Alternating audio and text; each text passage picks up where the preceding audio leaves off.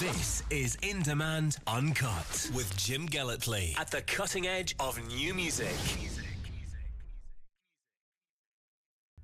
I do a weekly new music podcast, and I'm now on to episode 190. Episode 1 I recorded in the dressing room at King Tut's in Glasgow when Igloo and Hartley were playing, and the sport band came in at one stage and rattled some beer. And the first time that I ever saw the name Two Door Cinema Club was on the fridge that night in the dressing room, and you guys said hi, and if anyone wants to investigate that first podcast of mine, they'll hear Two Door Cinema Club, sort of.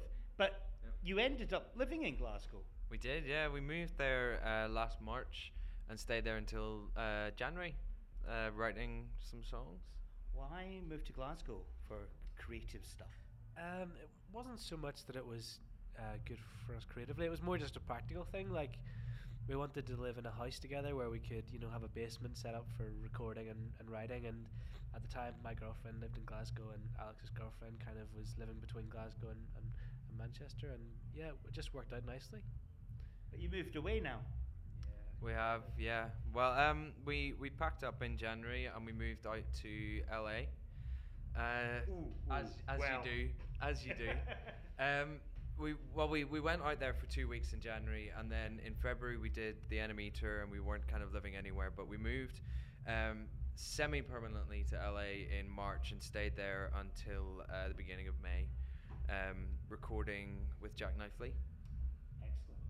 I mean, there's another sort of Glasgow connection, because Snow Patrol's an obvious comparison. Garrett's worked with Snow Patrol as well, and Snow Patrol were based in Glasgow, blah, blah, blah. Yeah. People must have brought that up many a time.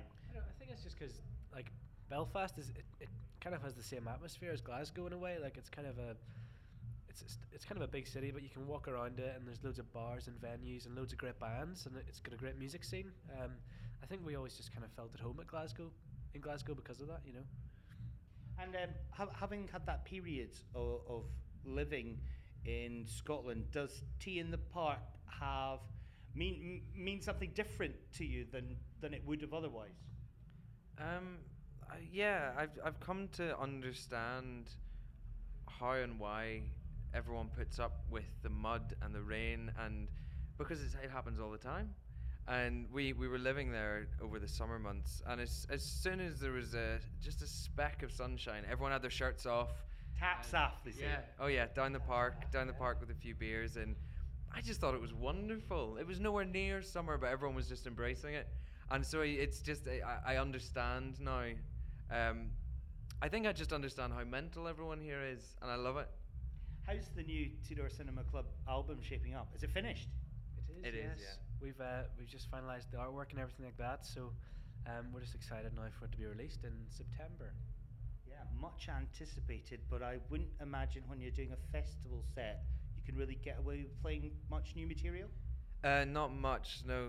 Not that we've even had time to rehearse anything. We've been so full on since we finished the record, but we've managed to get time to put together a few. So tonight there could be 3 or 4 edged in there in places. Tasty, excellent. Two Door Cinema Club on In Demand Uncut. In Demand Uncut.